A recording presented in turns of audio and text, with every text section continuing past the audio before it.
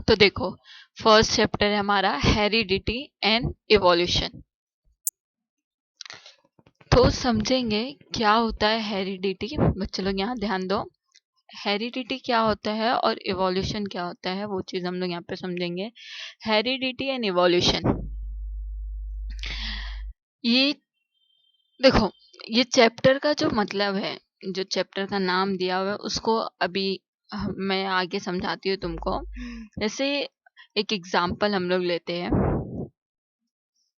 कि हेरिडिटी जो होता है, हेरिडिटी जैसे तुम लोग ने सुने होंगे, आपके घर में अभी तुम हो तो ऐसा तुम लोग ने सुने होंगे कभी अम्मी के मुंह से या अपने फैमिली के, अपने रिलेटिव्स के मुंह से, तो वो लोग बोलते होंगे कि आपका बच्चा जो है एकदम आपके जैसा दिखता है ना। सुने होंगे कि नहीं सुने होंगे, बोलते हैं कि इसकी जो नाक है वो क्या है, अपने अब्बू पे गई हुई है, इसका जो फेस का कलर है वो अपने अम्मी का है। ऐसा सुने हो कि नहीं सुने? पेरेंट्स कोई ना कोई तुमको बोलता है, अरे ये तो तुम्हारे जैसा दिखता है, ये तो इसके जैसा दिखता है। ऐसा घर में कोई ना कोई बोलता ही है तुमको, ठीक है। तो ये जो कैरेक्टर, जो मतलब तुम्हारी नाक का जो शेप है वो मम्मी के नाक के शेप से मैच कर रहा है, ठीक है। तुम्हारा जो फेस का कलर है, जो तुम्हारे फेस का कलर है वो कलर किससे मैच कर रहा है? तुम्हारे फादर से मैच कर रहा है ना। मतलब ये कि तुम्हारी बॉडी के अंदर जितनी भी कैरेक्टरिस्टिक है, मतलब जैसे गोरा होना, बाल का कलर, आंख का कलर, नोज का शेप, ठीक है, ये सारी चीज को हम लोग बोलते हैं कैरेक्टरिस्टिक, ठीक है। तो वो सारी कैरेक्टरिस्टिक कहीं ना कहीं हमारे कहाँ से आई हुई रहती है? पेरेंट्स से आई रहती है, चाहे वो वेदर बी मदर और अ फादर, चाहे वो अम्मी के उससे आई हो या फादर के उससे आई हो। जैसे हम लोग ने 9th में भी पढ़े है कि टोटल हमारे अंदर, हाँ 9th में क्या पढ़े हमने कि टोटल 23 पेयर्स ऑफ क्रोमोसोम होते हैं। उस क्रोमोसोम के रैंडम सिलेक्शन की वजह से क्या होता है, हमारे अंदर अलग अलग प्रॉपर्टीज आती है, ठीक है। तो ये अलग अलग प्रॉपर्टी के लिए, ये जो क्रोमोसोम के रैंडम सिलेक्शन की वजह से तुम्हारे अंदर क्या होता है, कुछ चेंजेस भी आते हैं, ठीक है। ऐसा नहीं है तुम एग्जैक्ट कॉपी, तुम जैसे दिखते हो वैसे तुम्हारा बड़ा भाई भी दिखेगा, वैसे तुम्हारी अम्मी भी दिखेगी, वैसे तुम्हारे अब्बू भी दिखेंगे, सब कोई दिखेगा, ऐसा नहीं होता। तुम सारे भाई बहन में कुछ ना कुछ डिफरेंसेस होते हैं जिसकी वजह से पहचानते हैं कि ये बड़ा वाला भाई है, ये छोटा वाला भाई है ना, ठीक है। तो अभी देखो यहाँ पर पहले डेफिनेशन देखो क्या दी हुई है। Heredity, heredity is the transfer of character और a traits from a parents to their offspring. देखो ये साइंटिफिक वर्ड है, ट्रेट्स क्या होता है, लेकिन मैंने तुम लोगों को कैरेक्टर अभी समझाई, कैरेक्टरिस्टिक अभी समझाई कि जैसे तुम्हारे फेस का कलर है मम्मी के फेस के कलर से मैच कर रहा है, तुम्हारा हेयर जो है वो करली है, तुम्हारे अब्बू का हेयर करली है इसलिए तुम्हारे अब्बू के हेयर से मैच कर रहा है, ठीक है। तो ये सब चीजों को हम लोग बोलते हैं कैरेक्टरिस्टिक। तो जो कैरेक्टर तुम्हारे पेरेंट्स में से तुम्हारे अंदर ट्रांसफर होती है हम उसको बोलते हैं हेरिडिटी। क्या बोलते हैं उसको बच्चे लोग? हेरिडिटी। अच्छा, यहाँ पर बहुत सारे साइंटिफिक टर्म, ये ट्रेड्स क्या होता है बच्चा, ये भी हम आगे इस चैप्टर में समझेंगे। तो फिलहाल के लिए ट्रेड एक ये टर्म को जरा साइड में रखते हैं, ठीक है। उसके आगे हम लोग चलते हैं। From parents to their offspring, किससे? जो तुम्हारे पेरेंट्स किसको जाता है? ऑफस्प्रिंग। ऑफस्प्रिंग मतलब जो कमिंग बेबी है उसको हम लोग बोलते हैं ऑफस्प्रिंग, ठीक है। तो वो कैरेक्टर जो पेरेंट्स से तुम्हारे अंदर ट्रांसफर होती है, बेबी के अंदर ट्रांसफर होती है, उसे हम क्या कहते हैं? प्रोसेस को हेरिडिटी कहते हैं। तो चैप्टर का पहला पॉइंट समझा होगा, हेरिडिटी। अब इवोल्यूशन क्या होता है ना। इवोल्यूशन क्या होता है? तो देखो, evolution a process of gradual change takes place over many generation. क्या बोल रहे कि इवोल्यूशन जो होता है ये क्या है? एक प्रोसेस है। क्या है ये? एक प्रोसेस है जिसके अंदर ग्रेजुअल चेंज होता है, मतलब एक बहुत ही बड़ा बदलाव देखने को मिलता है। Takes place very over many generation. अब क्या मतलब? अभी तुमको मैं एक छोटा सा एग्जांपल देती हूँ। स्नैक, स्नैक देखे? सांप सबने देखे। सांप के पास क्या तुमने कभी पैर देखे? देखे तुम लोग पैर? नहीं, नहीं देखे। वो तो रेंग के चलता है। तुम लोग का तो यही होगा कि मिस हमने तो जो सांप देखे वो रेंग के चलता है, ठीक है। लेकिन पहले जो बच्चा सांप रहते थे ना, जो सांप पाए जाते थे, उन सांप के पास क्या होता था? पैर होता था। क्या होता था उनके पास? पैर। क्योंकि ये लोगों ने कई जनरेशन तक की, ये लोगों ने अपने पैर को इस्तेमाल नहीं किया, तो ये इनके बॉडी से जो पैर है उनका एलिमिनेट हो गया, निकल गया एज अ वेस्टिजियल ऑर्गन बनकर, और बाद में ये क्या हो गए? रेंग के चलने वाले कीड़े हो गए। समझ में आई बात? तो ये जो चेंज आया आफ्टर मेनी इयर्स, उस चेंज को हम कहते हैं इवोल्यूशन। क्या कहते हैं उसको हम लोग? इवोल्यूशन, ठीक है। तो चैप्टर चैप्टर का टॉपिक तुमको समझ गया होगा। बस यही तुमको इसी के बारे में, हेरिडिटी है तो कौन सी कैरेक्टरिस्टिक ट्रांसफर हुई, कैसे हुई, यही सब तुमको क्या करना है, पढ़ना है इस चैप्टर में। ठीक है, तो चलो आगे चलते हैं। आगे क्या दिया हुआ है, पढ़ना क्या क्या है तुम्हें चैप्टर में, हेरिडिटी एंड हेरिडिटरी चेंजेस।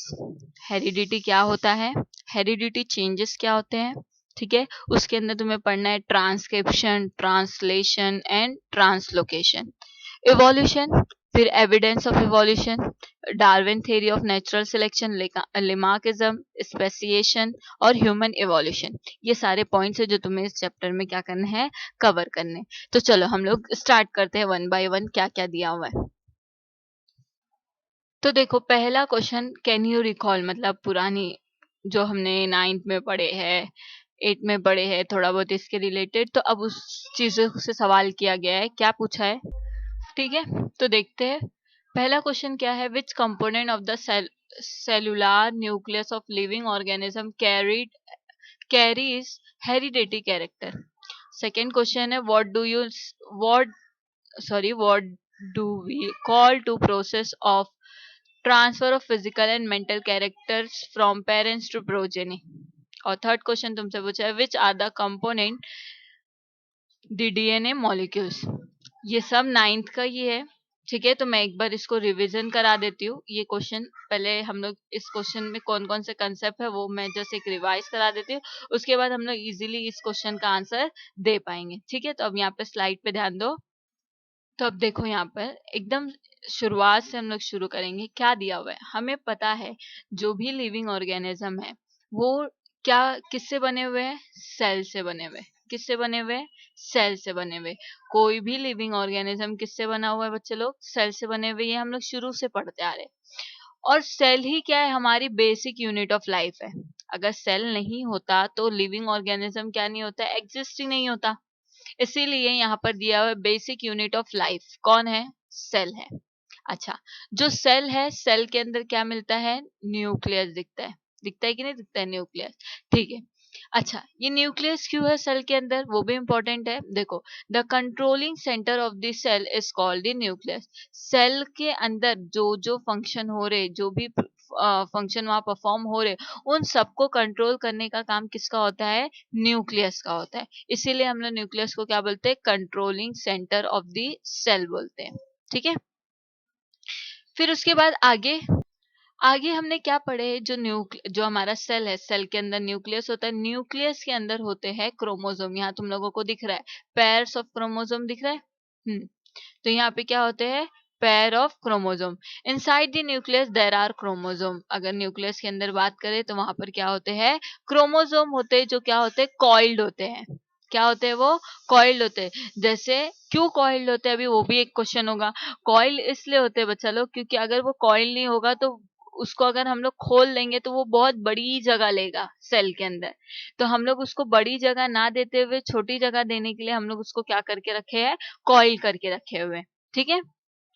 चलो आगे देखते हैं, आगे क्या हुआ है, आगे क्या दिया हुआ है, जो डीएनए है, अगर इस डीएनए सॉरी जो क्रोमोसोम है, वो क्रोमोसोम किसके बने होते हैं, chromosomes are made up of DNA. Chromosome किसके बनते हैं, डीएनए के बनते हैं। तो ये तुम्हारा क्रोमोसोम है, इस क्रोमोसोम को जब तुम खोलोगे तो तुम्हें क्या पता चलेगा, इसके अंदर क्या प्रेजेंट है, डीएनए प्रेजेंट है। अच्छा, तुम्हें क्या चाहिए कि मेरे को थोड़ा सा डीएनए ऐसा काट के चाहिए, थोड़ा सा पार्ट डीएनए का चाहिए। तो अगर मैं डीएनए का देखो छोटा सा पार्ट निकालती हूँ तो मैं उसको बोलूंगी सेगमेंट। क्या बोलूंगी उसको, सेगमेंट। किसका सेगमेंट ले रही हूँ, डीएनए का, तो लिखूंगी segment of DNA is called gene. मतलब तुम्हारे पास डीएनए था, डीएनए का एक छोटा सा तुम लोग ने सेगमेंट निकाले, उस सेगमेंट को हम क्या कहते हैं, जीन कहते हैं। क्या कहते हैं उसको हम लोग, जीन कहते हैं, ठीक है। फिर उसके बाद क्या है, ठीक है। तो अब उसके बाद कुछ और बेसिक पॉइंट्स हैं, जैसे यहाँ पर दिया हुआ है, क्या तुम लोगों को अभी ऊपर ही डेफिनेशन जब मैं पढ़ा रही थी तो देखो डेफिनेशन में आया था कैरेक्टर, है ना। तो any detectable feature is called character. जो चीज तुम लोग डिटेक्ट कर सकते हो, जो चीज तुम लोग इजीली बता सकते हो, उसको हम लोग बोलते हैं कैरेक्टर।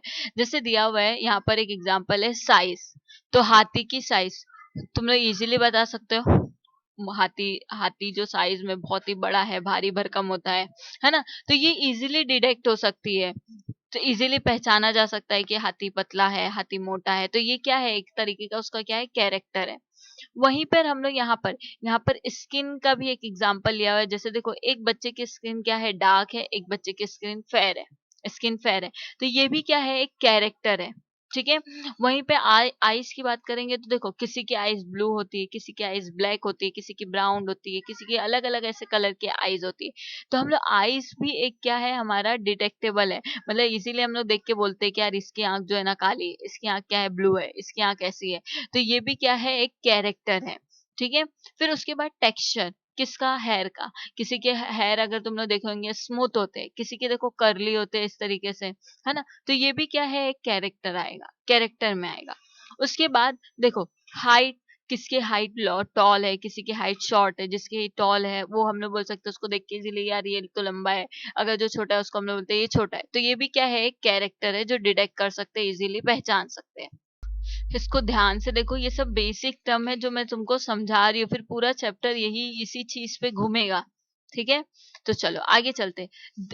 ट्रेड्स क्या होता है, मैंने ऊपर बोली थी, अभी चैप्टर हम लोग चालू करेंगे तो मैं बताऊंगी ट्रेड्स क्या होता है। तो यहाँ पर ध्यान दो, ट्रेड्स क्या होता है, this different possible of the characteristics. मतलब ये कि जो कैरेक्टरिस्टिक की डिफरेंट पॉसिबिलिटी आती है, हम लोग उसको, जैसे एक एग्जाम्पल, किसी के पेरेंट्स है। ठीक है। तो पेरेंट्स में कौन आते हैं, फादर भी आते हैं और मदर भी आती है। ठीक है। सपोज कर लो जो फादर के आईज का कलर है वो क्या है, ब्लू है, और मदर के आईज का कलर क्या है, ब्राउन मान ले, हाँ ब्लैक मान लेते हैं। ठीक है। फादर का क्या है, ब्लू है, और मदर का क्या है, ब्लैक है। अब जब ये दोनों कंबाइन होगा, ये दोनों का क्रोमोसोम, तो क्या होगा, कोई एक ही कलर आएगा बेबी के अंदर, ऐसा तो है नहीं। को दोनों कलर आएगा, ब्लू भी आएगा, ब्राउन ब्लैक भी आएगा, कभी ब्लू दिख रहा है, कभी ब्लैक दिख रहा है, किसी एक का कलर आएगा। जैसे सपोज कर लो, हम लोग मान लेते हैं ब्लैक कलर आ गया बेबी के अंदर, तो वो क्या है, एक ट्रेट्स है। जो पॉसिबिलिटी है कि क्या हो सकता है, ब्लैक भी आ सकता है, ब्लू भी आ सकता है। तो ये सब क्या है, तुम्हारे ट्रेट्स है, physical as well as mental. फिर चाहे वो फिजिकली लुक में हो, चाहे वो मेंटली लुक में हो, कि पॉसिबिलिटी कुछ भी हो सकती है, उस पॉसिबिलिटी को हम लोग बोलते हैं ट्रेट्स।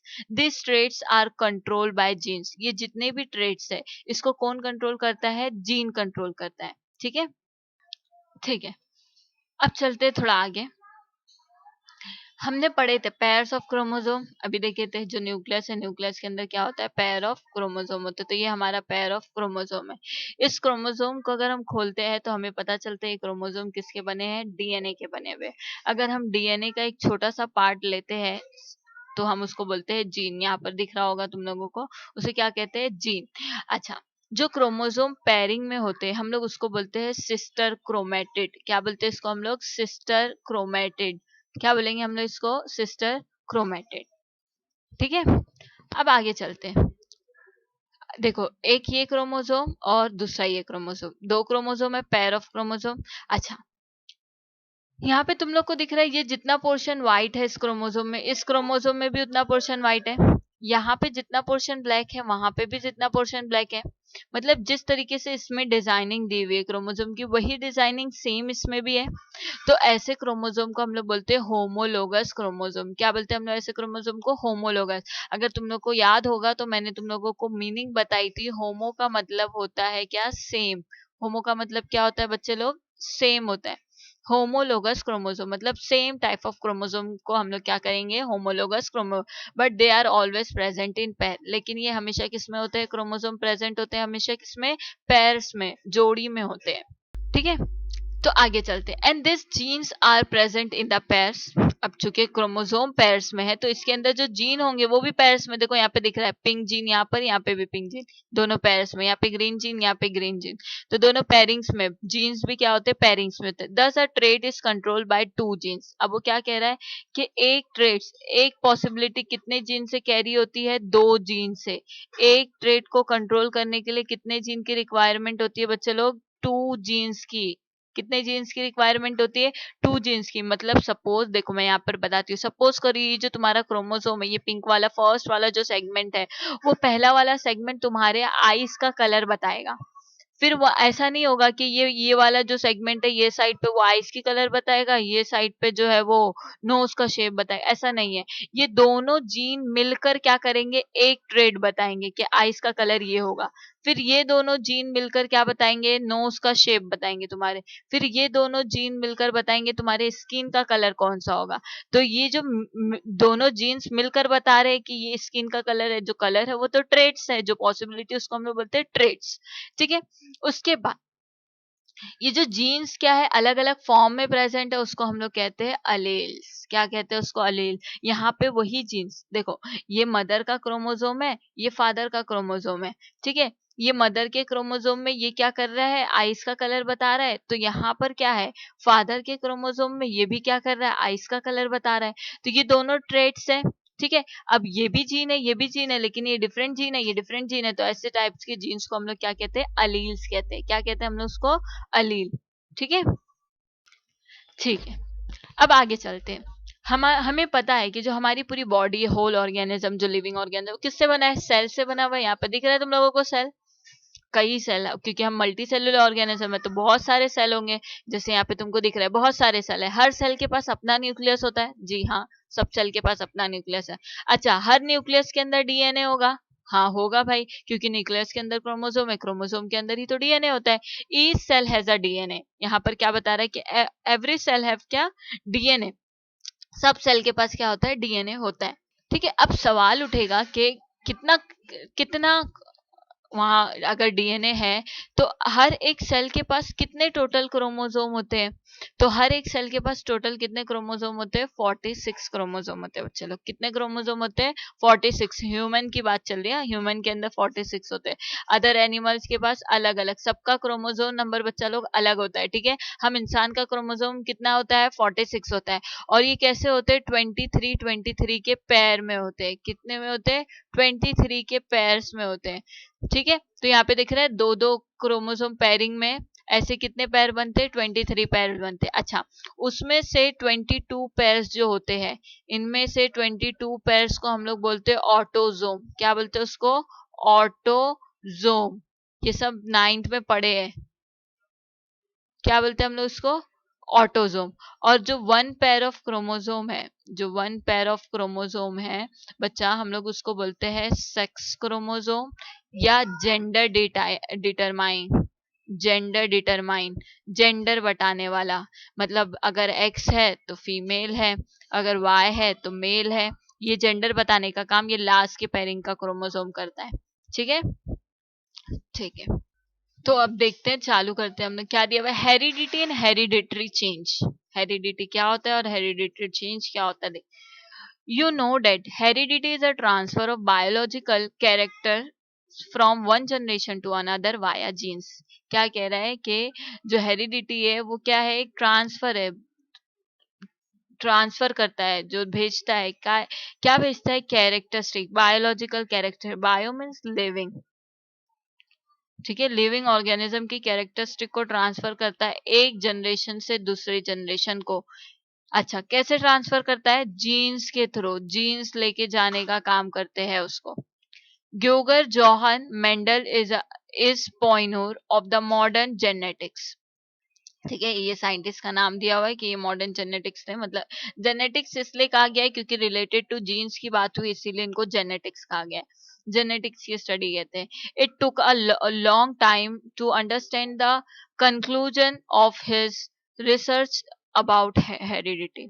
अब क्या बोले कि जो साइंटिस्ट है मेंडल, इनको क्या हुआ, बहुत टुक अ लॉन्ग टाइम, काफी लंबा समय लगा समझने को और रिजल्ट बताने को, कंक्लूजन, नतीजे पे आने पे, जो उन्होंने रिसर्च किया था हेरिडिटी को लेकर। मतलब ये है कि जो हेरिडिटी की रिसर्च हुई थी, ठीक है, वो रिसर्च को उनको खुद को समझने में और उसके नतीजे बताने में क्या हो गए, टाइम लग गई थी।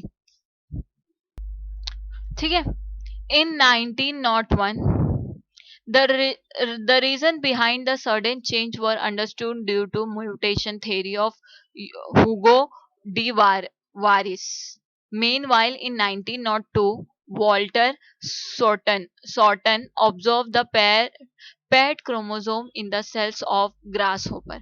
अब क्या कह रहे हैं कि जो 1901 की बात है कि रीजन बिहाइंड, मतलब जो वजह थी किसके पीछे, सडन चेंज वर अंडरस्टैंड, मतलब कुछ ऑर्गेनिज्म में कुछ अलग अलग चेंजेस जो आ रहे थे उसको समझा गया था। और क्या बताया गया था, वो जो चेंजेस आ रहे वो due to the mutation theory. जैसे मैंने तुमको एक बात बताई थी शुरुआत में कि जो स्नेक है बच्चा लोग, उसके पास पहले कभी पैर हुआ करते थे, लेकिन अब क्या नहीं है, उसके पास पैर नहीं है। तो वो क्या है, इवोल्यूशन है। लेकिन वो कैसे हुआ, ड्यू टू द म्यूटेशन हुआ, वो म्यूटेशन की वजह से ये चीज हुई। ऑफ हांगकांग, फिर उसके बाद एक और साइंटिस्ट का नाम लिया और उन्होंने कहा meanwhile then it was not known, sorry, Hugo de Vries जो साइंटिस्ट हैं, इन्होंने एक क्या किया, रिसर्च या तुम बोल सकते हो ऑब्जर्वेशन देखा, इनका एक मतलब नजरिया था, या अचानक से ये मतलब ग्रास होपर पे इनकी नजर पड़ी, जो ग्रास होपर्स होते हैं उनके ऊपर, उनके जो क्रोमोसोम होते हैं वो किस में होते हैं, पैर्स में होते हैं। Until then it was not known to anyone, इससे पहले कभी किसी को पता नहीं था बच्चा लोग कि जो क्रोमोसोम होते हैं वो पैर्स में होते हैं। Research started in the direction of finding the nature of the genetic material when it was proved that the genes are carry via chromosome.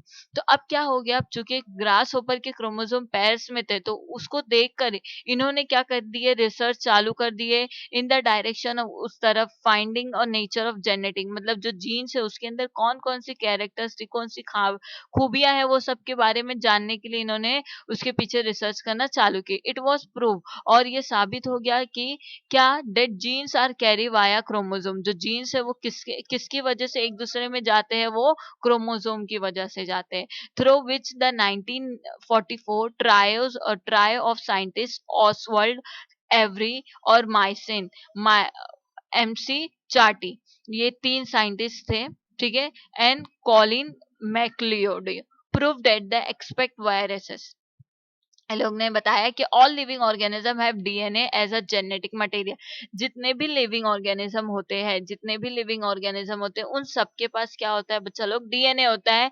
एक को छोड़ दिया गया, वो कौन है, वायरस, ठीक है। उसके बाद in 1961 the French scientist Francois Jacob and Jacques Monod proposed a model for the process of protein synthesis with the help of DNA in the bacterial cell। क्या कहा कि ये लोगों ने, साइंटिस्ट ने एक मॉडल बनाया, एक मॉडल बताया प्रोसेस ऑफ प्रोटीन, किसके बारे में, प्रोटीन के प्रोसेस के बारे में, कि मतलब बॉडी के अंदर प्रोटीन किस तरीके से बनती है with the help of DNA, DNA की मदद से इन द बैक्टीरियल सेल, मतलब एक टाइप का बैक्टीरिया सेल था। उस बैक्टीरिया सेल में प्रोटीन, जो तुम्हें प्रोटीन की जरूरत है, वो प्रोटीन कैसे बनती है, वो प्रोसेस इन्होंने बताया।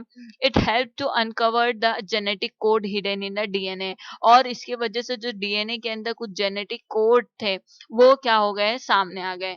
ठीक है, इसको और डिटेल में अभी बच्चा हम लोग आगे समझेंगे, तो जस्ट देखो कल ही क्या क्या साइंटिस्ट ने कहा है, उसके बाद और डिटेलिंग में मैं समझाऊंगी अभी।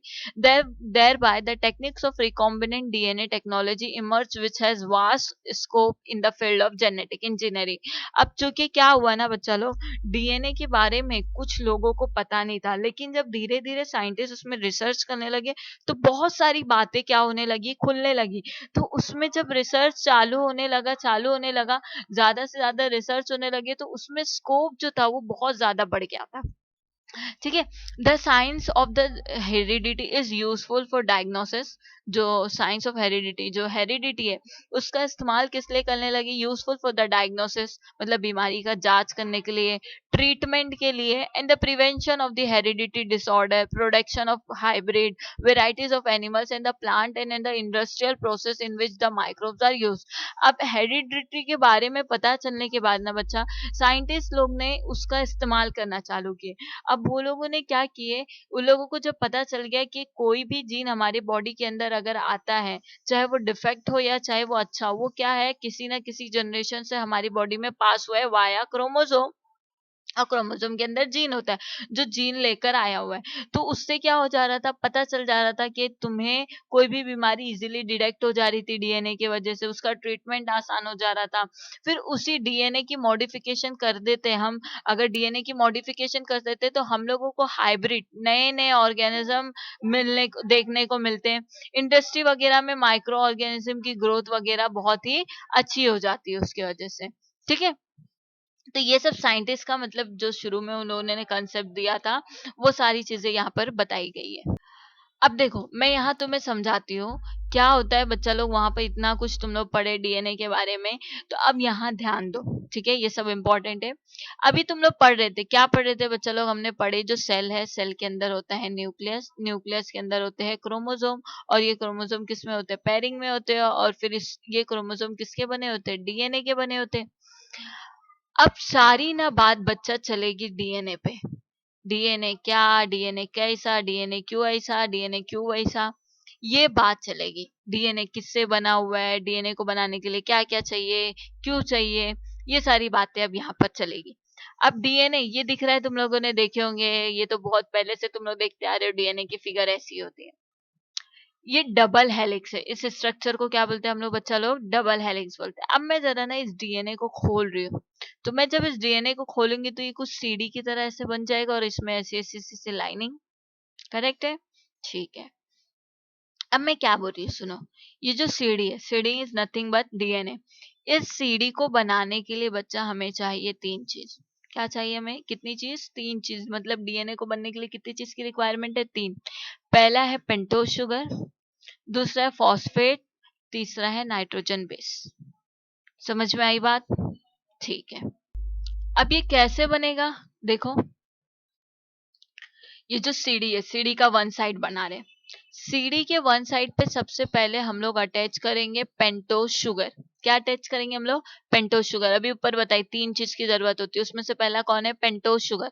तो मैंने यहाँ पे 5 कार्बन वाला पेंटोज शुगर अटैच कर दी।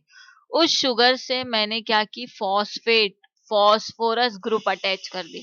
क्या अटैच कर दी? फॉस्फोरस ग्रुप अटैच कर दी। ठीक है। फिर क्या की? फिर पेंटोज शुगर, फिर फॉस्फोरस, फिर पेंटोज शुगर, फिर फॉस्फोरस, ऐसे सीक्वेंस वन साइड का मैंने चलाई। अब सीढ़ी ऐसी खड़ी होती है ना, तो एक एंड तो ये हो गया। अब जब दूसरा तुम लोग एंड बनाओगे तो एकदम अपोजिट बनाओगे। यहाँ पे तुमने क्या लिए थे? पहले शुगर लिए थे, फिर फॉस्फेट लिए थे। अब मैं यहाँ पे क्या लूंगी? पहले फॉस्फेट लूंगी, फिर शुगर लूंगी। एकदम अपोजिट सीक्वेंस चलाने का इसमें। तो ये दोनों सीढ़ी बन जाएगी, phosphate sugar, phosphate sugar, phosphate sugar. ठीक है। अच्छा, फिर उसके बाद क्या होगा? ये लाइनिंग आएगी। तो एक्चुअल में मेन तो ये स्ट्रैंड था, है ना? तो मैं इस मेन को बोल सकती हूँ बैकबोन। बोल सकते हैं। तो यहाँ देखो क्या दिया, DNA backbone is made up of, क्या दिया हुआ है? ठीक है, DNA backbone is made up of pentose sugar and phosphoric acid. DNA का जो बैकबोन है वो किससे बना हुआ है बच्चा लोग? फॉस्फेट शुगर और फॉस्फोरिक एसिड, मतलब फॉस्फेट से बना हुआ है। ठीक है। उसके बाद which form two complementary strand. अब मैंने इसका देखो तुमको बताई थी, इस सीक्वेंस पे शुगर पेंटोस ऐसे लगाई, सॉरी, पेंटोस शुगर फॉस्फोरस लगाई थी। वही ये वाला स्टैंड बनाना था, तो अपोजिट कर दी, फॉस्फोरस शुगर। तो इस सीक्वेंस को हम लोग बोलते हैं कॉम्प्लीमेंट्री स्टैंड। क्या बोलते हैं ऐसे स्टैंड को? Complementary stand. ठीक है। अब तुम लोग बताओ, मैंने ऊपर दो क्या की थी? स्ट्रैंड बनाकर छोड़ दी थी, तो उनको अटैच भी तो करना था ना बच्चा लोग। उसको हम लोग अटैच करते हैं बाय दी नाइट्रोजन बेस। ये जो तुमको सीक्वेंस दिख रहा है, लॉक एंड की के मोड में है, ये सब क्या है? तुम्हारे नाइट्रोजन बेस है। क्या है बच्चा लोग? Nitrogen base. ये देखो इसका शेप तुमको दिख रहा है, ये ऐसे है, ये इससे जाके अटैच होगा। ये जो शेप है ये क्या हो जाएगा? इससे जाके अटैच हो जाएगा।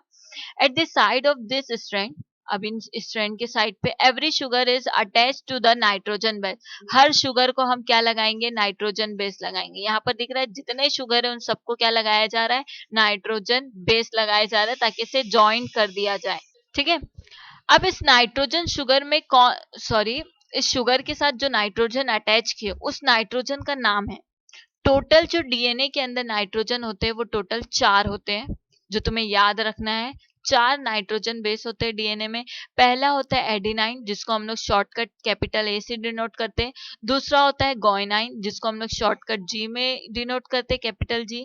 तीसरा होता है साइटोसाइन, जिसको हम लोग कैपिटल सी से डिनोट करते हैं। और चौथा होता है थाइमाइन, जिसको हम लोग कैपिटल टी से डिनोट करते हैं। ये सारे नाइट्रोजन बेस है जो डीएनए के अंदर यूज होते हैं। ठीक है। तो यहाँ दिख रहा है तुम लोगों को adenine, guanine, cytosine and thymine दिखा? अच्छा, अब आगे चलते हैं। आगे देखो क्या दिया हुआ है, adenine pairs with thymine, T है ना, A pair with T, G pair with C, C pair with G, T pair with A. मतलब क्या, मतलब क्या, ध्यान दो। बाय चुगेव्स रूल, ठीक है, एक रूल है, उसमें ये रूल में ये कहा गया है बच्चा लोग, जो एडिनाइन है ओनली पेयर विथ थाइमाइन। उसने क्या कहा कि जो ए है एडिनाइन है वो हमेशा किसके साथ जोड़ी बनाएगा, टी के साथ, बाय टू हाइड्रोजन बॉन्ड। किससे बनाएगा, दो हाइड्रोजन बॉन्ड से बनाएगा। मतलब ए टी के साथ पैर होगा दो हाइड्रोजन पैर बनाकर। तो टोटल 4 नाइट्रोजन बेस थे, जिसमें से दो तो चलो चले गए। मतलब ए टी के साथ बनाएगा, टी ए के साथ बनाएगा, बात तो एक ही है ना, बात एक ही है ना बच्चा लोग। अगर ए टी के साथ बना रहे तो टी ए के साथ भी बना सकता है, दो हाइड्रोजन बॉन्ड से, ठीक है। आगे, गोइनाइन ओनली पेयर विथ साइटोसाइन। जो गोइनाइन है मतलब जो जी है वो किसके साथ पेयर होगा, साइटोसाइन सी के साथ पेयर होगा, विथ 3 हाइड्रोजन बॉन्ड। कितने हाइड्रोजन बॉन्ड होंगे, 3 हाइड्रोजन बॉन्ड होंगे। ऐसे भी हम लोग लिख सकते हैं कि साइटोसाइन जो है 3 बॉन्ड बनाएगा किसके साथ, गोइनाइन के साथ। तो देख लो यहाँ पे यही दिया, A pair with T with double bond, G pair with C with a triple bond, that is hydrogen bond. याद रखना है, पेपर में पूछता है, ये बहुत सिली सिली क्वेश्चन है, याद रहेगा तो एक एक मार्क्स यूं ही तुमको मिल जाएंगे, ठीक है। फिर C pair with G with a triple bond, T pair with A with a double bond. समझ में आई बात। अब थोड़ा चलते हैं हम लोग आगे। आगे क्या बचा लोग, देखो अभी पेयरिंग हो गई। अब अगर मैं शुगर, पेंटोस शुगर और तुम्हारा नाइट्रोजन बेस को मिलाती हूँ, पेंटोस शुगर और नाइट्रोजन बेस को मिलाती हूँ, तो मैं उसे कहूंगी न्यूक्लियोसाइड। क्या कहूंगी इसे, न्यूक्लियोसाइड कहूंगी। क्या कहूंगी बच्चा लोग, न्यूक्लियोसाइड। अगर शुगर प्लस नाइट्रोजन बेस को मिलाया जाता है तो हम उसको क्या कहते हैं, न्यूक्लियोसाइड। अगर मैं फॉस्फोरस, शुगर और नाइट्रोजन बेस को मिला देती हूँ तो मैं उसको बोलती हूँ न्यूक्लियोटाइड। क्या बोलती हूँ उसको, न्यूक्लियोटाइड। या ऐसे भी लिख सकते हैं कि ऊपर वाला क्या था हमारा, न्यूक्लियोसाइड। न्यूक्लियोसाइड में अगर फॉस्फेट ग्रुप ऐड करते हैं तो हम लोग बोलते हैं उसको न्यूक्लियोटाइड बोलते हैं। ये बात समझ में आई, क्योंकि ये पेपर में पूछता है बच्चे लोग ध्यान से। न्यूक्लियोसाइड मतलब क्या, शुगर प्लस नाइट्रोजन बेस, और न्यूक्लियोटाइड मतलब क्या, न्यूक्लियोसाइड प्लस फॉस्फेट। या तुम लोग ऐसे भी, तुम लोग कंफ्यूज हो रहा होगा किसको न्यूक्लियोटाइड बोले, न्यूक्लियोसाइड। बट चलो, जिसके पास शुगर है ना उसमें लगाने का साइड, जिसके पास शुगर नहीं है उसको लगाने का टाइड। समझा, ठीक है। चलो आगे चलते हैं, ठीक है, ठीक है। आगे, ऐसा DNA is made up of many nucleotide. अब मैं ये बोल सकती हूँ कि ये जो डीएनए मेरा बना हुआ है वो एक्चुअल में क्या है, न्यूक्लियोटाइड ही तो है सारे, है कि नहीं। यहाँ पे भी न्यूक्लियोटाइड, यहाँ पे भी न्यूक्लियोटाइड, यहाँ पे भी न्यूक्लियोटाइड, सब जगह न्यूक्लियोटाइड है। It is also called as polynucleotide chain, या हम इसको ये भी कह सकते हैं पॉलीन्यूक्लियोटाइड। क्यों, क्योंकि पॉली मतलब बहुत सारे न्यूक्लियोटाइड से मिलकर बने, इसीलिए इसको हम लोग क्या कहते हैं, पॉलीन्यूक्लियोटाइड चेन कहते हैं, ठीक है। अब पढ़ेंगे हम लोग आरएनए के बारे में। आरएनए, क्योंकि अब डीएनए के बारे में पढ़े तो आरएनए को भी पढ़ना जरूरी है, नहीं तो वो बुरा मान जाएगा। राइबो न्यूक्लिक एसिड, क्या फुल फॉर्म है इसका बच्चे लोग, राइबो न्यूक्लिक एसिड। अच्छा, डीएनए का फुल फॉर्म क्या था, deoxy ribo nucleic acid. Full form भी पूछता है 1 मार्क्स ऑब्जेक्टिव में, ठीक है। तो तुमको याद होना चाहिए, डीएनए का फुल फॉर्म है deoxy ribo nucleic acid, RNA का फुल फॉर्म है राइबो न्यूक्लिक एसिड। ये सब 9th में पढ़ाया गया है, ठीक है। अच्छा, क्या दिया हुआ है, आरएनए क्या है, कैसा है आरएनए, देखो सिंगल स्ट्रैंड होता है। डीएनए जो है बच्चा लोग वो डबल स्ट्रैंड है, लेकिन वही जो आरएनए वो क्या है, सिंगल स्ट्रैंड है, ठीक है। अच्छा, डीएनए भी बना हुआ था, है ना, डीएनए भी एक सीढ़ी की तरह मैंने बनवाई थी। तुम लोगों ने देखे थे शुगर फॉस्फोरस, शुगर फॉस्फोरस, तो वो बैकबोन था, शुगर फॉस्फेट। यहाँ पे भी कुछ बैकबोन होगा, which is made up of sugar phosphate backbone. ये भी किससे बना हुआ है, शुगर फॉस्फेट से ही बना हुआ है, लेकिन ये क्या है, सिंगल है। इसके पास पहले शुगर है, फिर फॉस्फेट, फिर शुगर, फिर फॉस्फेट, ऐसे।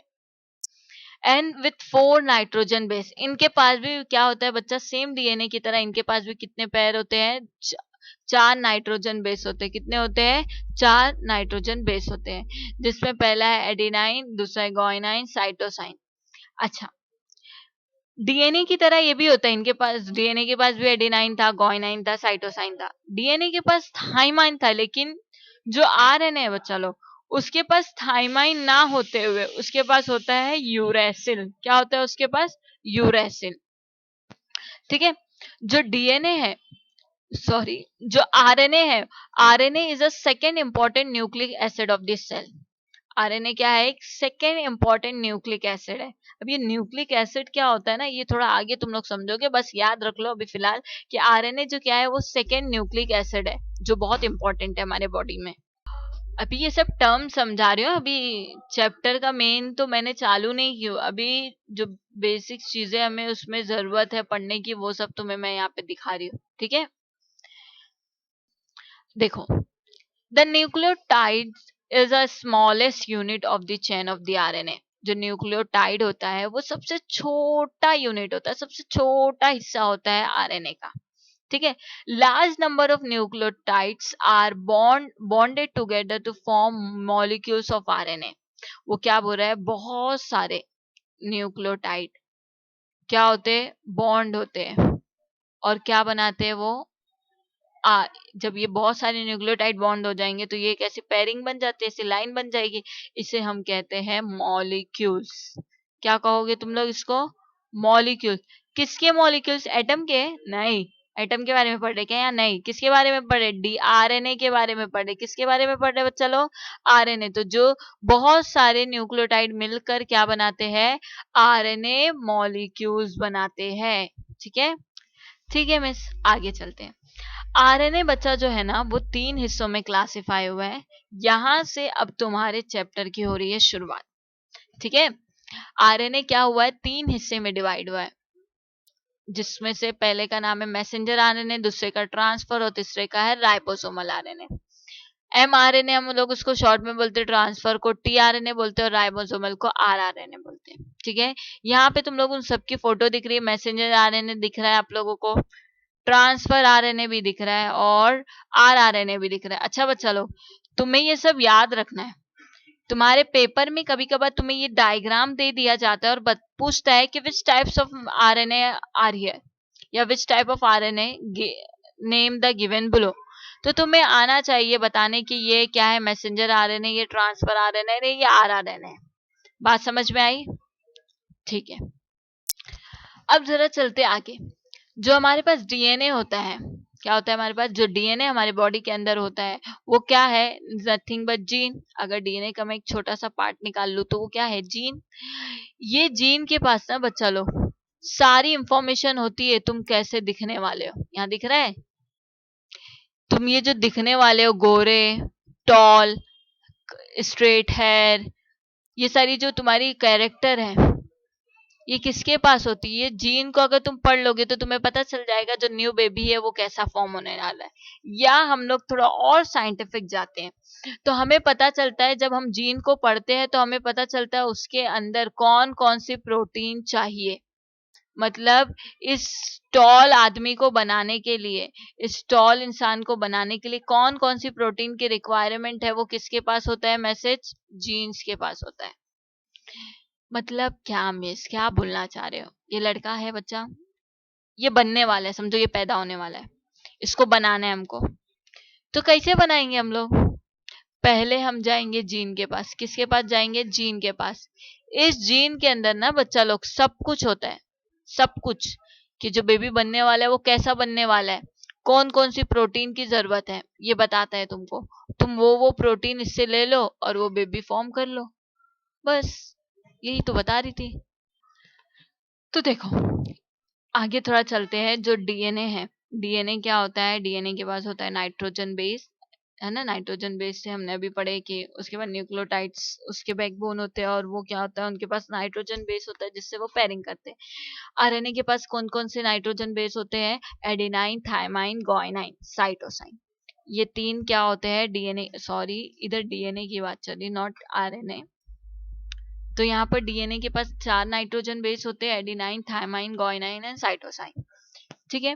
अब ये क्या है? ये जो पेयरिंग है ना बेटा, ये पेयरिंग, ए के बाद जी आया, जी के बाद फिर जी आया, फिर टी आया, ये जो सीक्वेंस है ना, इस सीक्वेंस को हम कहते हैं genetic code.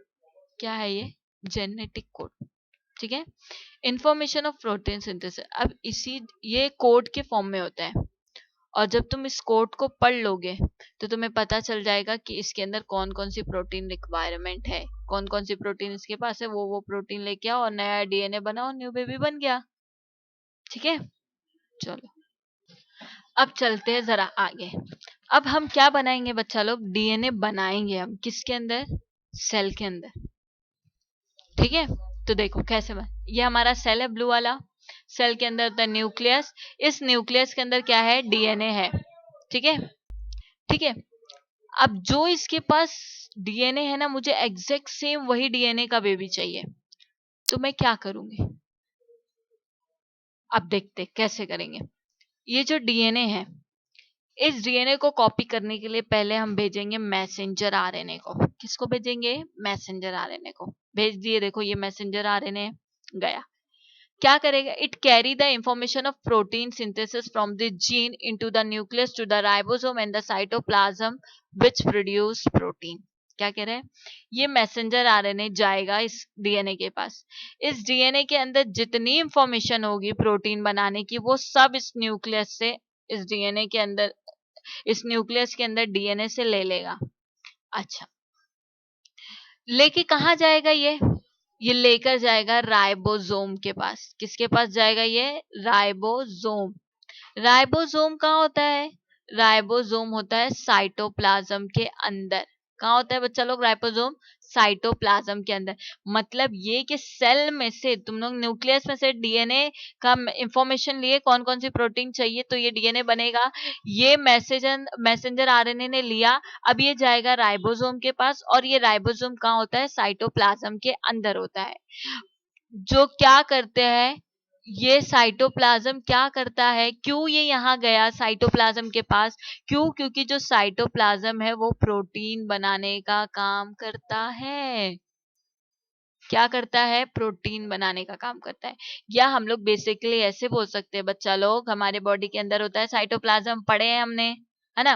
Golgi body, rough endoplasmic reticulum, ये सब पढ़े हैं ना, ऑर्गेनेल्स। तो उसमें से ये एक है साइटोप्लाज्म। इस साइटोप्लाज्म के अंदर ऐसे dot dot dot dot structure पर है, जिसको हम लोग बोलते हैं राइबोसोम।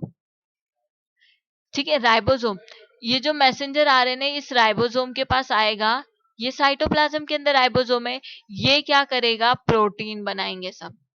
जो डीएनए का जो पहले डीएनए उसके जैसा ही नया डीएनए बेबी बनाना है ना, तो उसके जैसा सेम प्रोटीन बनाएगा ये। ठीक है, ठीक है।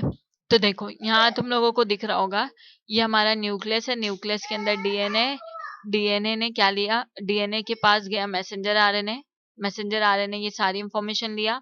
कहाँ गया? ये तुम्हारा है देखो साइटोप्लाज्म, इसके अंदर ही होता है, ये एंडोप्लाज्मिक रेटिकुलम है, इसके अंदर देखो ये डॉट डॉट स्ट्रक्चर दिख रहा है, ये राइबोसोम है सब, ये डॉट डॉट है ना, ये सब राइबोसोम है, जिसको हम लोग बोलते हैं आरआरएनए। क्या बोलते हैं हम लोग उसको बच्चा लोग? आरआरएनए। देखो इस डॉट डॉट को मैंने ऐसे खोल के तुमको दिखाई, और इसको हम लोग बोलते हैं आरआरएनए, जिसको हम लोग राइबोस भी बोलते हैं। ठीक है, अब क्या होगा देखो, आरआरएनए क्या करेगा? It is a molecule of RNA. जो ये आरआरएनए है, ये मॉलिक्यूल है which is a component of ribosome. जो आरआरएनए है वो किसका कंपोनेंट है? राइबोसोम का। Ribosome perform function of protein synthesis. ये जो राइबोसोम है, इसके अंदर जो डॉट डॉट है वो क्या है? वो क्या करते हैं? प्रोटीन बनाने का काम करते हैं। क्या करते हैं ये? प्रोटीन बनाने का काम करते हैं। ठीक है, फिर अब देखो, यहां से मैसेंजर आरएनए ने मैसेज लिया, ये रफ एंडोप्लाज्मिक रेटिकुलम के अंदर साइटोप्लाज्म था, राइबोसोम के पास गया। ये राइबोसोम, देखो ये राइबोसोम है, ये राइबोसोम के बाद देखो कैसे मैसेंजर आरएनए जाके बैठ गया, उसको सब बता रहा है कि भाई देखो ये मैंने कॉपी लाया, ये सब प्रोटीन क्या है? उस डीएनए के पास है, तो ये प्रोटीन तुमको अब बनाना है। तो चलो, अब ये क्या होगा? ये जो तुम्हारा राइबोसोम है, ये सब क्या करेगा? देखो साइड साइड में अपने प्रोटीन यहाँ पर डालता चला जाएगा, प्रोटीन बनाता जाएगा। प्रोटीन किससे बनती है बच्चा लोग? अमीनो एसिड से बनती है। किससे बनती है प्रोटीन? अमीनो एसिड से बनती है। तो देखो ट्रांसफर आरएनए मतलब tRNA, it is a rRNA molecule, rRNA में से ही तो टीआरएनए आया है ना। आरआरएनए ही का 3 टाइप होता है, उसमें से एक टाइप मैसेंजर आरएनए होता है। तो वही बात यहाँ पे कह रहा है, which according to the message of a messenger RNA carries the amino acid up to the ribosome. जो भी इसके पास मैसेंजर आरएनए के पास जो भी मैसेज था, ये सब किसके पास लेके आ गया, राइबोसोम के अंदर प्रेजेंट अमीनो एसिड के पास लेकर आ गया। अब ये सारे अमीनो एसिड क्या होंगे, ज्वाइंट होंगे टुगेदर और ज्वाइंट होके मॉलिक्यूल ऑफ प्रोटीन बनाएंगे। ठीक है, अब देखो यहाँ पर दिख रहा है बहुत सारे अमीनो एसिड उसने बना दिया है। अब ये अमीनो एसिड को क्या करेगा, ट्रांसफर आरएनए आएगा, ये मैसेंजर आरएनए, ये ट्रांसफर आरएनए आएगा, एक एक अमीनो एसिड को लेकर आएगा और अपने अपने पोजीशन पे क्या करेगा, उसको ला ला के रख देगा। ठीक है, तो तुम लोगों को दिख रहा होगा, देखो कैसे एक एक अमीनो एसिड आके अटैच्ड हो गए, अटैच्ड हो गए। The chain of amino acid form is protein. ये जो चेन बना अमीनो एसिड का, इसको हम लोग क्या बोलते हैं, प्रोटीन कहते हैं। ठीक है, अब क्या होगा, देखो डीएनए के पास मैसेंजर आरएनए गया था, मैसेज लेने के लिए गया था ना शुरू में। Messenger RNA is produce as per the sequence of nucleotide on the DNA. ये जो सीक्वेंस न्यूक्लियस में था, वही सेम सीक्वेंस का यहाँ पर क्या हुआ है, मैसेंजर आरएनए बना है ना। उसको हम कहते हैं ट्रांसक्रिप्शन।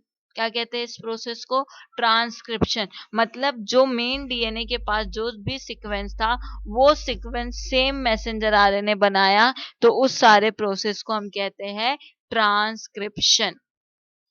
अच्छा, जो ट्रांसक्रिप्शन प्रोसेस हो रहा था, उसके अंदर only one of two strand of the DNA are use in this process. जो डीएनए का 2 स्ट्रैंड है, उसमें से सिर्फ और सिर्फ एक स्ट्रैंड यूज हो रहा था। अभी तुम लोग सोच रहे होंगे कि वो कैसे बन गया, अपने मर्जी से कैसे वो डीएनए का कॉपी बन गया और लेकर आ गया बाहर। तो वो प्रोसेस को एक्सप्लेन कर रहा है। देखो सपोज कर लो ये तुम्हारा है, ये वाला टाइप, ये जो नीचे है वो तुम्हारा है मेन डीएनए, और ये ऊपर उसका डुप्लीकेट डीएनए आया हुआ है, जो इसको देख देख के क्या कर रहा है, सेम अपना कोडिंग बना रहा है, जिसको हम लोग बोलते हैं ट्रिपलेट स्ट्रैंड। इसको क्या बोलते हैं हम लोग, इसको ट्रिपलेट स्ट्रैंड बोलते हैं। अब या तुम लोग एकदम एकदम सिंपल देखो, ये तुम्हारा डीएनए, ऐसे मान लो ये हमारे पास डीएनए, मैंने इस डीएनए को खोल दी, इसका ऊपर हिस्सा ये कर दी, इसका नीचे वाला हिस्सा। अब जो मैसेंजर आरएनए वो आएगा नीचे वाले हिस्से में आकर अटैच हो जाएगा, ये खुले वाले हिस्से में। देखो यहाँ पर मैसेंजर आरएनए आके अटैच हो गया, ये सारे प्रोटीन का कोड का इंफॉर्मेशन ले लिया। ठीक है, the sequence of the nucleotide in the messenger RNA being produce. जो भी सीक्वेंस इसके पास न्यूक्लियोटाइड के पास था, ये मैसेंजर आरएनए के पास भी आ गया।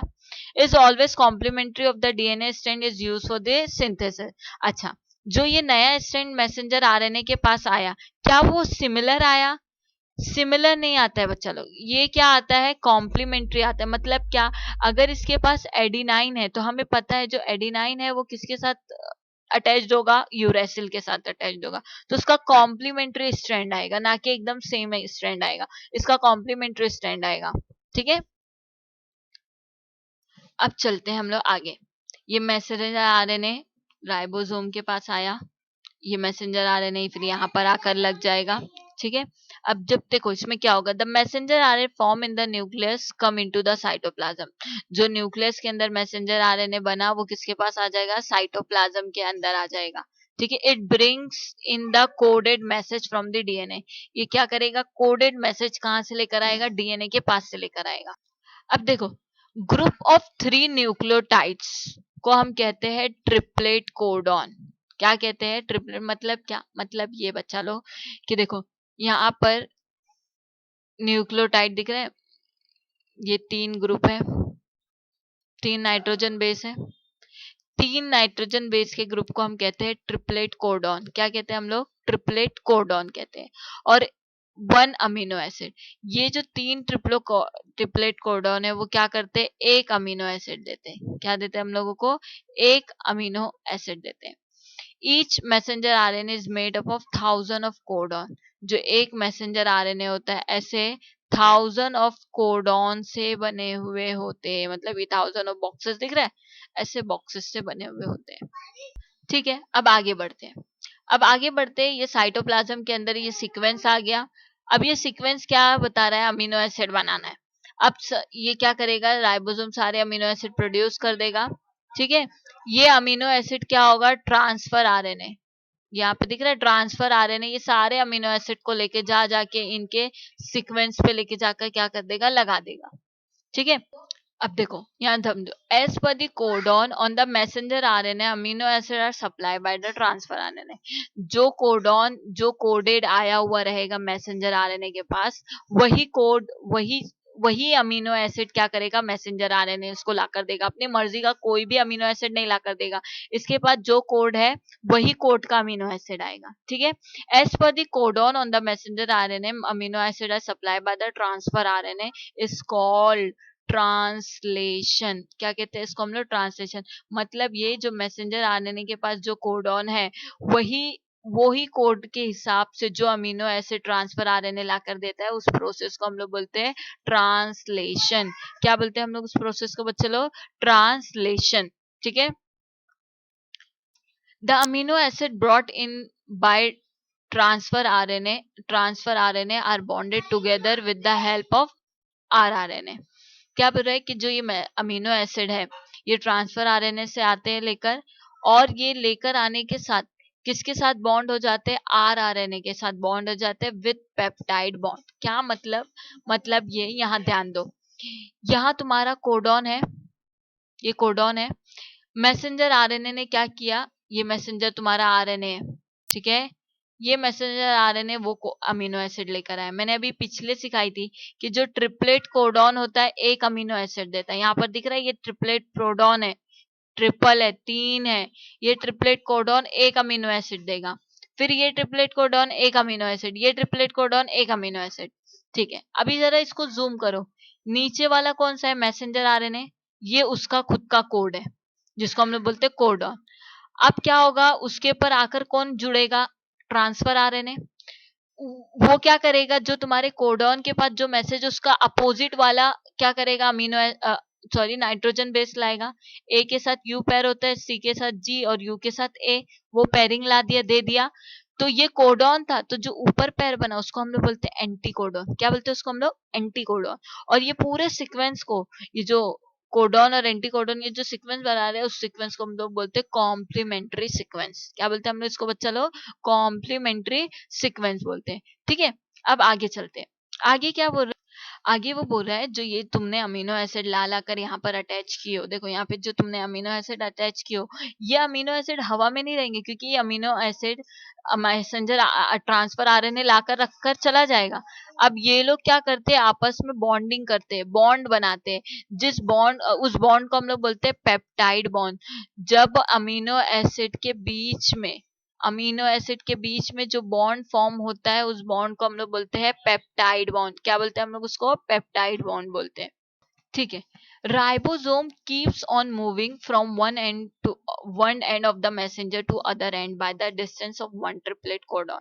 क्या मतलब ये कि अभी जैसे एक हम एग्जांपल देते हैं, ये वाला कोडॉन है, ये कोडॉन के पास एक मैसेंजर आरएनए आया, एक ट्रांसफर आरएनए आया, एक अपना अमीनो एसिड दिया और चला गया, है ना। देखो एक अमीनो एसिड दिया, चला गया। फिर ये ट्रिपलेट कोडॉन के पास एक और आएगा, ट्रांसफर आरएनए, अपना अमीनो एसिड देगा, चला जाएगा। तो ये जो पीछे राइबोसोम यहाँ पर दिख रहा है, ये राइबोसोम मूव होता रहता है, जैसे जैसे ये ट्रांसफर आरएनए निकलते रहते हैं, वैसे वैसे ये क्या होने लगता है, राइबोसोम मूव होने लगता है, ठीक है। ये जो मूवमेंट ऑफ राइबोसोम है, उस मूवमेंट को हम लोग उस सारे, जैसे ट्रांसफर आरएनए का आना, अपना अमीनो एसिड देना और ट्रांसफर आरएनए का चले जाना, और राइबोसोम का वन एंड से अनदर एंड पर मूव करना, इस क्या कहलाता है, ट्रांसलोकेशन कहलाता है। क्या कहलाता है, ट्रांसलोकेशन। ये तीनों डेफिनेशन बहुत इंपॉर्टेंट है, क्यों, क्योंकि ये तीनों में से कोई एक या दो डेफिनेशन एक एक मार्क्स में पूछता है, पिछले साल भी पूछा था, ठीक है। तो तुम्हें क्या करना है, इसे हाईलाइट करके रखना है अपनी बुक में। अब देखो यहाँ पर, देखो सारे अमीनो एसिड देखो कैसे फॉर्म हो गए, राइबोसोम, यहाँ ये मैसेंजर आरएनए का एंड पॉइंट है, तो यहाँ पे राइबोसोम पे एंड पर आ गया है। अब ये सारे अमीनो एसिड ज्वाइंट हो जाते हैं बाय द पेप्टाइड लिंकेज या पेप्टाइड बॉन्ड, और क्या बनाते हैं, long chain of amino acid बनाते हैं। क्या बनाते हैं, ये long chain of amino acid, और ये long chain of amino acid को हम लोग बोलते हैं प्रोटीन। क्या बोलते हैं हम लोग उसको, प्रोटीन। अच्छा, प्रोटीन जो होता है वो दो टाइप का होता है, एक होता है सिंपल प्रोटीन और एक होता है कॉम्प्लेक्स प्रोटीन। तो सिंपल प्रोटीन तुमको ये दिख रहा है, ये ऐसे सिंपल है, और ये है तुम्हारा क्या, कॉम्प्लेक्स प्रोटीन है। ठीक है। अच्छा, इससे रिलेटेड देखो क्वेश्चन कुछ पूछा है जो बोर्ड में भी पूछा था, वो क्वेश्चंस आपके टेक्स्ट बुक में भी है। ये टेक्स्ट बुक में डायग्राम है, तुम्हें भी ड्रॉ करना है अपने बुक में। ठीक है, ये क्वेश्चन देखो कैसे, ये यहाँ पर तुमको दिया हुआ है ये सारा प्रोसीजर। ठीक है, यहाँ पर क्या पूछा है क्वेश्चन, डायग्राम देखा क्वेश्चन पूछा है। First, identify the cellular process depict in the diagram. तुम्हें बताना है ये जो इसके अंदर जो प्रोसेस हो रहा है वो कौन सा प्रोसेस है। तो सबसे पहला यहाँ पर क्या है, ये तुम्हारा खुद का डीएनए, तुमने उसको खोले और उसमें से नया एक आरएनए आया। तो आरएनए कौन सा आया था, ट्रांसफर आरएनए आया था, और इससे क्या करेगा, सीक्वेंस लेता है और चला जाता है ना। तो इस प्रोसेस को हम लोग बोलते हैं ट्रांसक्रिप्शन। तो पहले का आंसर हो गया कि कौन सा प्रोसेस हो रहा है, इसके अंदर ट्रांसक्रिप्शन हो रहा है। Which enzyme is required for this process. इस प्रोसेस को करने के लिए कौन सा एंजाइम रिक्वायर होता है, वो होता है आरएनए पॉलीमरेज। मतलब क्या, मतलब ये जब तुम लोग डीएनए, जब तुम्हारे पास डीएनए ऐसे कॉइल में होता है और तुमको इसको काटना होता है, इसको ओपन करना होता है, तो अपनी मर्जी से ऐसा खींच के ओपन नहीं हो जाता है, इसको कट किया जाता है बाय बाय आरएनए पॉलीमरेज के। जैसे कैंची होती है ना हमारे पास कट करने के लिए, वैसे इसको काटने के लिए क्या चाहिए, आरएनए पॉलीमरेज चाहिए। यहाँ पे मैंने लिखी हो देखो, आरएनए पॉलीमरेज इसका सेकेंड आंसर है। Third, in which part of the cell does this process occur. कौन से हिस्से में ये सारा प्रोसेस होता है, तो ये सब न्यूक्लियस के अंदर हो रहा था, तो थर्ड आंसर है न्यूक्लियस। ठीक है, यहाँ पर तुम लोगों को दिख रहा है एक यहाँ पर दिया हुआ है एरो देकर, इसका नाम नहीं दिया हुआ है, तो तुम्हें इसका नाम देना है। इसका नाम क्या है, आरएनए पॉलीमरेज था। ठीक है, तो ये क्वेश्चन बोर्ड में पूछा था 3 मार्क्स में। नाउ देखो नेक्स्ट क्वेश्चन, ये भी तुम्हारे टेक्स्ट बुक का डायग्राम है बच्चा लोग, तुम्हें भी बनाना है 3 टाइम। फर्स्ट क्वेश्चन पूछा, identify the molecules label as X in the given diagram. यहाँ पर जो एक्स दिया हुआ है वो क्या है, वो क्या है वो तुमको बताना है। तो ये एक्स देखो यहाँ पर ला कर दे रहा है, मतलब ये क्या है, ट्रांसफर आरएनए। तो यहाँ पे देखो पहले का आंसर लिखा है transfer RNA. Second, what will be the sequence of the एंटीकोडन if the corresponding codon sequence on the messenger RNA GAU। क्या बोल रहा है कि एक हमने तुम्हें कोडॉन दिया जिसका सीक्वेंस है GAU, तो अब इसका एंटी कोडॉन क्या बनेगा, तो इसके अपोजिट बनेगा। जी के साथ कौन पैर होता है, सी पैर होता है। ए के साथ कौन पैर होता है, यू पैर होता है, और यू के साथ कौन पैर होता है, ए पैर होता है। तो ये हो गया उसका अपोजिट सीक्वेंस, यहाँ पे भी वही लिखा हुआ है, लिख देना है, एकदम इजी है। Third, during the process of translation the amino acid are bond by which bond. क्या बोल रहा है कि जब ये ट्रांसलेशन प्रोसेस होता है तो जो अमीनो एसिड बन रहते हैं वो किस बॉन्ड से अटैच होते हैं, किस बॉन्ड से ज्वाइंट होते हैं, तो कौन सा बॉन्ड था, पेप्टाइड बॉन्ड। आंसर लिख देने का पेप्टाइड, 3 मार्क्स मिल गए पूरे तुमको। ठीक है, और कुछ क्वेश्चन देख लेते हैं। Answer the following question. A, what do you mean by central dogma. तुम सेंट्रल डोग्मा से क्या तुम्हें समझता है। Second, what is the transcription. Third, what is mean by triplet codon. तो ये सब तुम लोगों को देखो, सब डेफिनेशन टेक्स्ट बुक में भी है, यहाँ पर भी लिखी हुई है। पहले का आंसर है protein are the synthesis by, protein are synthesis by DNA. Protein किससे सिंथेसाइज हुआ है, किससे बना है, डीएनए से बना हुआ है।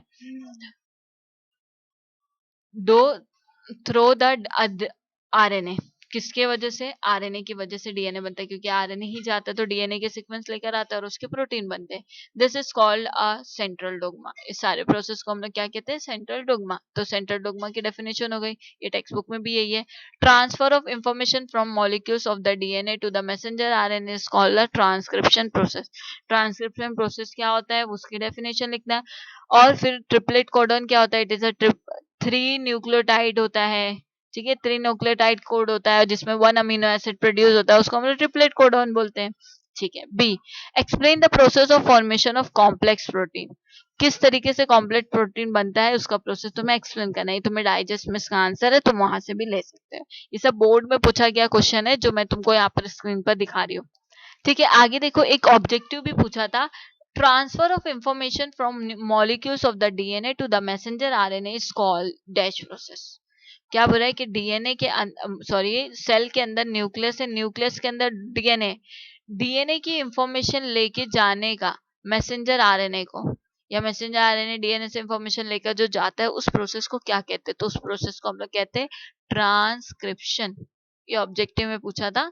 ठीक है, ठीक है। अब इसके बाद हम लोग आगे के वीडियो में देखेंगे।